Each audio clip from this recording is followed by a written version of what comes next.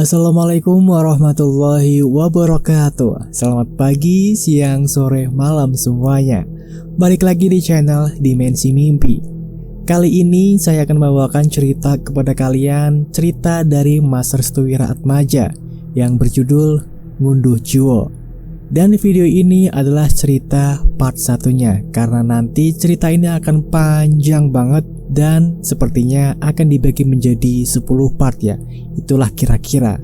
Terima kasih sebelumnya buat Mas Restu Wiraatmaja yang sudah mengizinkan saya untuk membawakan ceritanya di channel Dimensi Mimpi. Oke, tanpa langsung banyak basa-basi lagi, langsung aja kita masuk ke ceritanya.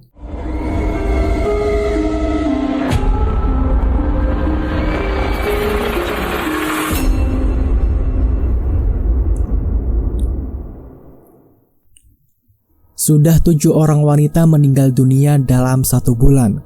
Rata-rata, orang yang meninggal tersebut adalah orang yang baru saja menikah. Entah mengapa, kejanggalan ini membuat Pak Sumardi selaku orang yang biasa memandikan jenazah mencari tahu terkait kematian aneh yang terjadi kepada setiap orang yang baru menikah. Kematian yang terus terjadi dalam waktu yang singkat membuat Pak Sumardi dan juga istrinya bertanya-tanya terkait apa yang sedang terjadi di desanya. Pasalnya, setiap para wanita pengantin tersebut meninggal, pasti saja meninggalkan jejak yang sangat mengganjal bagi mereka berdua. Korban ke-8, Jawa Tengah. Langkah kaki pria tua berjalan ke arah sebuah gubuk yang sudah ramai dengan banyak orang dengan mengenakan pakaian serba hitam. Selain itu, pria tua itu juga tampak cuek dengan tangisan yang bercampur dengan teriakan akan tidak terimanya kematian salah seorang anggota keluarganya. Pak Sumardi namanya. Dia adalah salah satu orang di desa Tapak Kromo. Ini udah disamarkan ya, yang berprofesi sebagai lebe atau orang yang biasa melayani desa, yang ditunjuk langsung oleh kepala desa. Kedatangannya bukanlah sebuah berita yang baik. Jika Pak Sumardi telah membawa peralatan seperti minyak, sisir, dan hal lainnya di salah satu rumah warga, berarti besar kemungkinan kedatangannya adalah memberikan duka bagi keluarga tersebut. Hal ini dikarenakan pekerjaannya yang menjadi bagian dari pelayan desa mengharuskan Pak Sumardi untuk membantu segala proses yang terjadi di desa seperti kematian atau pernikahan. Kali ini, Pak Sumardi mendatangi salah seorang rumah warga untuk bermaksud memandikan jenazah. Namun, karena memang jenazahnya wanita, biasanya Pak Sumardi dan juga istrinya, hingga para warga menyebut mereka sebagai keluarga lebe. Kedatangan Pak Sumardi dan istrinya disambut hangat oleh keluarga almarhumah. Mereka berdua segera menemui keluarga Eli untuk menanyakan terkait keadaan almarhumah dan kapan proses pemandian akan dilaksanakan. Pak Sumardi, ucap dari keluarga almarhumah yang tidak disebutkan namanya. Sudah siap semua? Tanya Pak Sumardi. Anu Pak, bagaimana kalau kita tunda 1 jam dulu Pak? Pinta orang tua almarhumah. Ditunda? Emangnya kenapa? Begini Pak, anak saya meninggal dalam keadaan tidak wajar. Dan sekarang tubuhnya menekuk seperti orang yang sedang merasakan kedinginan. Sudah beberapa kali kami rentangkan kembali tubuhnya, tapi gak bisa diluruskan Pak. Pak Sumardi merasa ada yang aneh dengan penuturan dari orang tua almarhumah tersebut. Baru kali ini, dirinya menemukan jenazah wanita yang tubuhnya menekuk dan tidak bisa diluruskan. Karena penasaran, Pak Sumardi dan istrinya yang kita sebut saja Ibu Sumi pun menuju ke kamar almarhumah. Saat mereka berdua tiba di kamar almarhumah, Pak Sumardi dan Ibu Sumi terkejut saat melihat tubuh jenazah wanita itu dalam keadaan menekuk. Kedua tangan dan kakinya benar-benar menekuk dan menghadapi miring ke sebelah kiri. Lalu, bagian kepalanya menunduk ke bawah seperti apa yang dikatakan oleh orang tua dari almarhumah tersebut, seperti orang ketinginan. Bu, ucap Pak Sumardi. Aku mengerti Pak, ucap Bu Sumi. Pak Sumardi pun meminta kepada orang tua almarhumah tersebut untuk membawa si almarhumah ke tempat pemandian jenazah sebelum nantinya jenazah tersebut dimandikan. Jika telat dan lama-lama dalam prosesnya, maka risiko terbesarnya adalah jenazah tersebut tidak bisa diluruskan kembali tubuhnya. Beberapa anggota keluarga dari almarhumah pun membawa tubuh almarhumah menuju ke tempat pemandian jenazah. Pak Sumardi dan Ibu Sumi segera melakukan tugasnya untuk memandikan jenazah tersebut. Namun, sebelum mereka berdua memandikan jenazah, tugas penting dari Pak Sumardi dan juga Bu Sumi adalah meluruskan tubuh jenazah. Bruk! Tubuh si almarhumah sudah berada di tempat pemandian. Tirai sudah ditutup dengan rapat. Bu Sumi dan Pak Sumardi siap melakukan tugasnya. Percikan air sudah memenuhi tong besar yang biasa digunakan untuk memandikan jenazah. Di luaran, orang-orang mulai menanyakan apa yang terjadi dengan jenazah. Mereka semua penasaran dengan apa yang terjadi di tempat pemandian karena waktu penguburan sudah mundur dari ketetapan yang biasa dilakukan. Selain itu, keranda mayit juga sudah datang. Orang-orang yang bertugas untuk mengubur jenazah kembali ke rumah si almarhumah untuk menanyakan kapan jenazah akan dimakamkan. Berbagai keriuhan terdengar di luaran tempat pemandian. Saat Ibu Sumi menanggalkan satu persatu tubuh jenazah, Pak Sumardi memilih untuk berada di luaran. Ia keluar sejenak untuk memberikan waktu kepada istrinya agar bisa meluruskan tubuh si jenazah tersebut. "Bu, jangan lupa, oleskan dengan minyak," ucap Pak Sumardi dari balik tirai. Hatinya begitu tidak tenang. Ia sama sekali merasakan kengerian yang luar biasa tatkala mendapati jenazah semacam ini. Mungkin jenazah yang meninggal dengan luka yang berada di sekujur tubuh sudah biasa. Mungkin jenazah yang meninggal dengan meninggalkan bekas luka borok sudah biasa. Akan tetapi, jenazah yang meninggal dunia dengan tubuh yang menekuk hingga membuat bagian anggota tubuh lainnya sulit dikembalikan lagi seperti semula, itu adalah hal yang tidak biasa. Batin Pak Sumardi seperti mengira-ngira akan kemungkinan-kemungkinan aneh yang terjadi kepada almarhumah. Dia seperti melihat sedikit gambaran kecil terkait kematian yang dirasakan oleh si almarhumah. Entah karena memang ada sesuatu yang membuatnya seperti itu atau karena faktor tertentu yang membuat tubuhnya menekuk hingga sulit diluruskan kembali. Selama Ibu Sumi melakukan tugasnya, lehernya sering merasakan bahwa merinding yang sangat besar. Di bagian telinganya sering terdengar angin kecil seolah-olah ada yang meniupnya dari belakang. Lalu muncul bau busuk dari salah satu bagian sensitif dari jenazah tersebut. Ibu Sumi berpikir, bau busuk tersebut dikarenakan kotoran dari jenazah yang belum dikeluarkan. Jadi Bu Sumi tidak ingin memiliki pemikiran buruk terkait bebauan tersebut. Telapak tangan Bu Sumi mulai dioleskan dengan sebuah minyak. Minyaknya minyak khusus, entah jenis apa, tapi minyak tersebut sangat ampuh untuk meluruskan tubuh jenazah yang menekuk atau memang mampu meluruskan bagian-bagian lainnya. Setelah dioleskan ke telapak tangan, mula-mula Ibu Sumi mulai meluruskan bagian tangan. Ia sangat telaten hingga mengurut tangan tersebut beberapa kali. Alhasil, tangan dari jenazah tersebut menjadi lemas yang awalnya sangat keras. Kondisi tangan yang menekuk kini bisa diluruskan kembali seperti semula. Dari tangan, Ibu Sumi kembali melanjutkan pengolesan minyak tersebut ke bagian kaki. Di bagian ini, Ibu Sumi merasa tubuhnya berat. Resiko yang besar saat dirinya memandikan jenazah adalah dia juga merasakan hal yang sama seperti apa yang dirasakan jenazah. Sempat Ibu Sumi mengucapkan sesuatu seperti merasa kesakitan. Pak Sumardi pun segera menanyakan apa yang terjadi di tempat pemandian tersebut. "Bu, aman toh?" Aman Pak." "Masih lama ndak?" "Sebentar lagi kelar Pak." Dengan terpaksa Pak Sumardi kembali mengurungkan niatnya untuk membantu. Dia terkadang khawatir jika istrinya terlalu menekankan diri untuk membantunya. Akan tetapi, bentuk kesetiaan yang dilakukan oleh Ibu Sumi benar-benar membuat Pak Sumardi sangat menjaganya. 5 menit berlalu, Ibu Sumi sudah berhasil meluruskan bagian kakinya. Kini ia segera melakukan langkah terakhir, yaitu mengembalikan posisi kepala si jenazah yang menunduk ke bagian bawah. Hati Ibu Sumi sempat terheran-heran dengan si jenazah tersebut. "Apa yang membuatmu seperti ini, Dok? Mengapa setiap bagian tubuhmu serasa ditekan oleh sesuatu dan diikat satu sama lain? Apa yang membuatmu seperti ini, Dok?" Hati nurani Ibu Sumi benar-benar terketuk saat melihat tubuh si jenazah yang tidak normal seperti yang pernah ia mandikan sebelum-sebelumnya. Ia kembali mengoleskan telapak tangannya dengan minyak tersebut dan segera mengurut bagian leher si jenazah agar posisinya kembali seperti semula.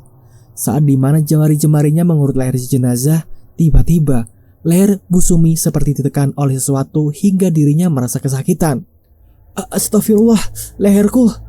Pak Sumardi yang mendengar hal tersebut kembali terperanjat dan bangkit dari duduknya. Ia tampak tidak tenang setelah mendengar keluhan dari suara istrinya yang sedang membereskan bagian terakhir dari jenazah tersebut. "Bu, bagaimana? Ada apa, Bu?" tanya Pak Sumardi dengan nada yang penuh kekhawatiran. "Tidak apa-apa Pak, aman-aman aja. Sebentar lagi selesai." Ibu Sumi segera melanjutkan pekerjaannya. Dia menguatkan diri sebisa mungkin untuk bisa menyelamatkan pekerjaannya dengan baik. Suara percikan air yang awalnya mengalir kini tiba-tiba berhenti. Keanehan mulai terjadi saat Ibu Sumi memperhatikan tiap tetes air yang menetes dari selang yang diletakkan di tong pemandian. Dari luaran ia mendengar suara kaki yang digesrekkan secara perlahan. Bunyinya sangat berirama hingga membuat bulu kuduk Ibu Sumi merinding dibuatnya. Perlahan, Ibu Sumi meletakkan kepala jenazah tersebut. Ia melihat ada sesosok bayangan hitam yang berada di bagian samping kanan tirai.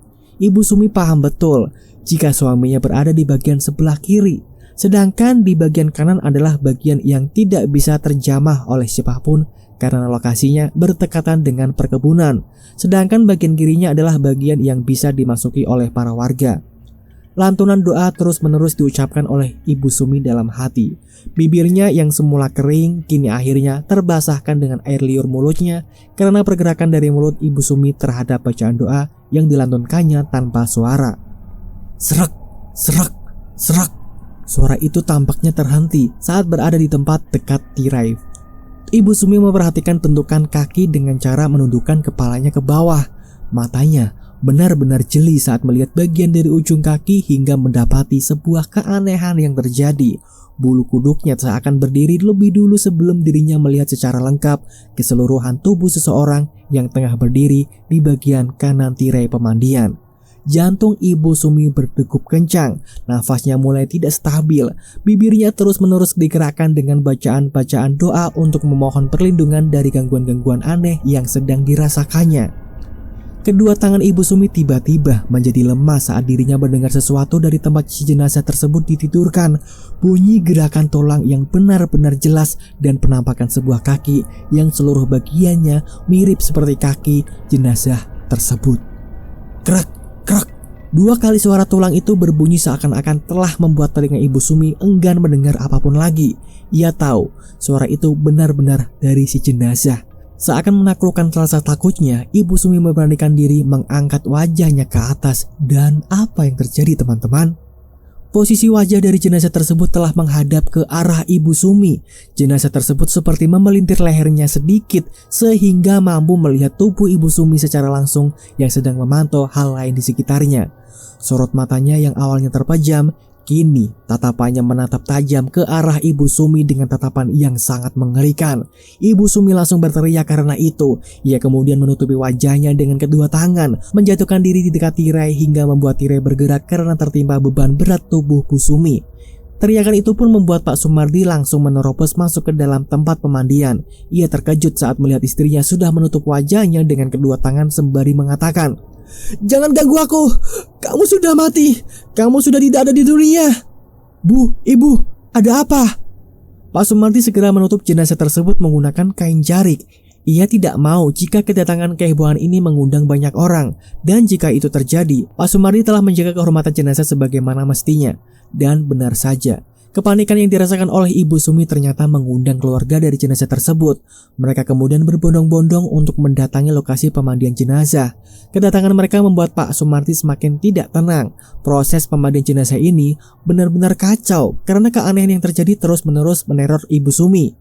Salah satu anggota dari keluarga si jenazah tersebut menanyakan perihal apa yang terjadi. Pak Sumardi kemudian menjelaskan bahwa keduanya merasakan ada keanehan yang terjadi kepada si jenazah. "Pak, ada apa? Apa yang terjadi, Pak?" tanya salah seorang anggota keluarga jenazah tersebut. Pak Sumardi segera memapah tubuh Ibu Sumi. Ia kemudian menatap tajam kepada salah satu anggota dari keluarga jenazah tersebut. "Kami akan selesaikan ini dengan cepat. Mohon tinggalkan kami berdua." "Tapi kenapa tadi berteriak, Pak? Apa yang terjadi?" tanya anggota keluarga tersebut. Pak Sumardi mendekati pria muda tersebut. Ia kemudian menepuk pundaknya sembari meminta kepadanya untuk meninggalkan dirinya dan juga Ibu Sumi. "Pak," ucap Ibu Sumi dari dekat jenazah tersebut. "Dengarkan, Nak. Kami sebenarnya merasa terbebani dengan pekerjaan kami. Tapi kami lebih merasa terbebani jika urusan kami belum kelar dan dirimu malah ingin tahu apa yang sudah terjadi saat ini. Tapi bagaimana jadinya jika dirimu terkena gangguan aneh dari hal gaib?" Pemuda tersebut langsung memundurkan diri. Ia seperti merasa ketakutan tatkala Pak Sumardi menjelaskan bahwa yang baru saja terjadi adalah oleh karena gangguan gaib yang baru saja menyerang Ibu Sumi secara nyata. Kepergian dari pemuda tersebut membuat Pak Sumardi dan Ibu Sumi semakin tenang. Akan tetapi, Pak Sumardi segera meminta kepada istrinya untuk menyelesaikan pemandian tersebut dengan cepat. "Cepat selesaikan, ada yang tidak beres dengan jenazah ini." "Iya, Pak, ada yang gak beres dengan jenazah ini. Kali ini, pemandian pun berhasil dipercepat berkat dibantu oleh Pak Sumardi. Mereka berdua juga segera mengafgani memandikan setiap bagian-bagian dari jenazah tersebut. Walau ada banyak kejanggalan dari jenazah wanita yang mereka memandikan, tapi keduanya benar-benar tutup mulut akan hal tersebut. Mereka tidak menginginkan adanya kecurigaan dari para warga sehingga membuat aib dari jenazah tersebut menjadi tersebar ke seluruh penjuru warga desa Tapak Kromo.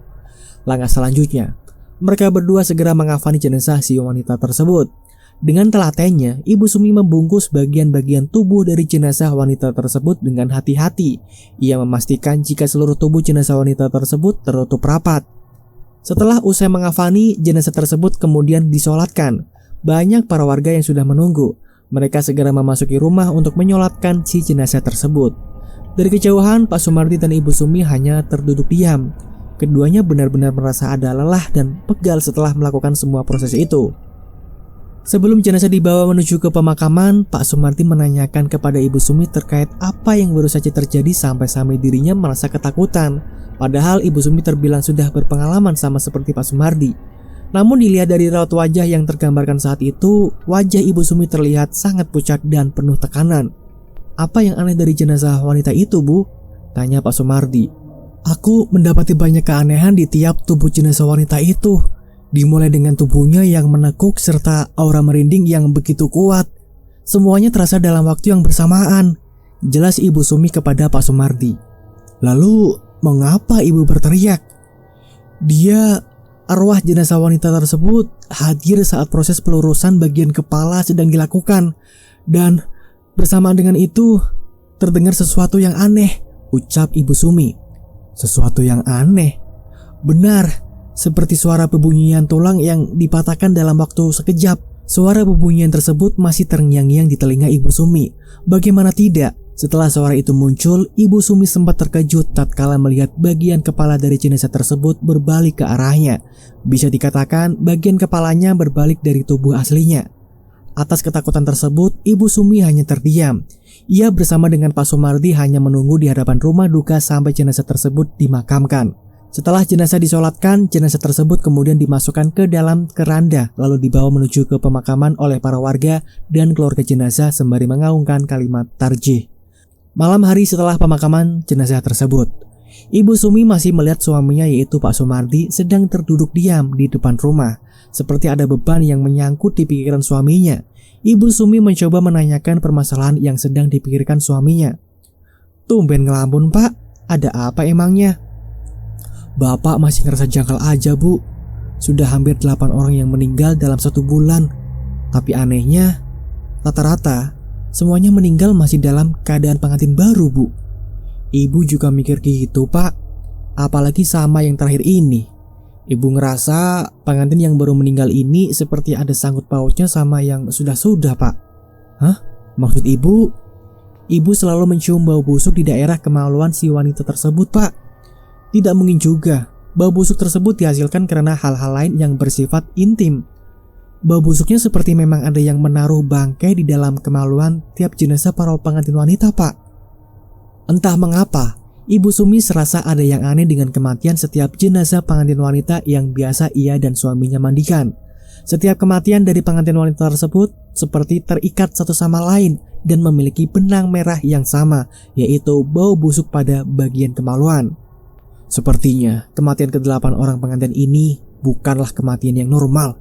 Maksudnya, Pak, ada sesuatu yang sudah terjadi karena kematian aneh tersebut. Ibu Sumi mengangguk paham.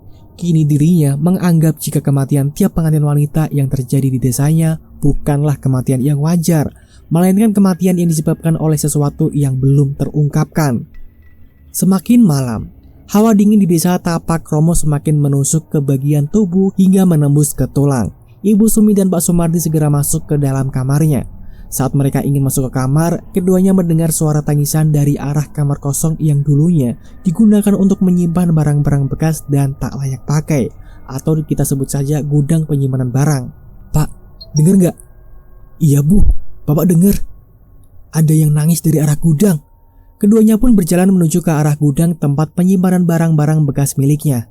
Gak disangka, semakin mereka berdua mendekati ruangan tersebut, hawa merinding serta suara tangisannya semakin membesar hingga membuat langkah mereka berdua sedikit gugup. Pak Sumardi dan Ibu Sumi pun kemudian membuka kamar gudang tersebut dengan keadaan tangan yang sedikit gemetar. Mereka berdua pun terkejut saat melihat penampakan seorang wanita yang sudah berbalutkan kain kafan lusuh sedang terduduk. Lalu, tidak berselang lama, sosok wanita itu menengok ke arah Pak Sumardi dan Ibu Sumi sembari mengucapkan kalimat yang menakutkan. "Tolong bebaskan saya." Dan itulah teman-teman ceritanya dari part 1 Ngunduh Jiwo. Akan kita lanjutkan di video berikutnya, yaitu di part 2-nya. Terima kasih buat kalian yang sudah mendengarkan cerita ini dari awal sampai selesai. Dan kita akan lanjutkan di kemudian hari ya teman-teman. Buat kalian yang suka ceritanya, jangan lupalah untuk klik like-nya. Dan yang belum subscribe silakanlah diklik dulu tombol subscribe-nya. Dan buat kalian yang pingin membaca ceritanya ini secara langsung, linknya udah saya taruh di deskripsi ya.